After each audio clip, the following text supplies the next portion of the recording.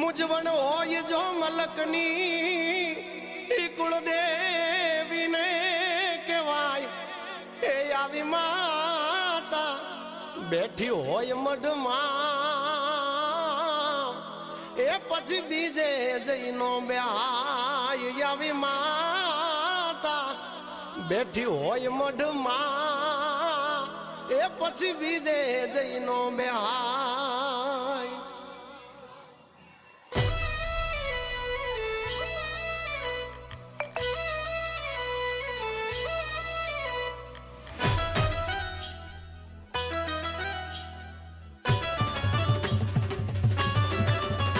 હે જૂનું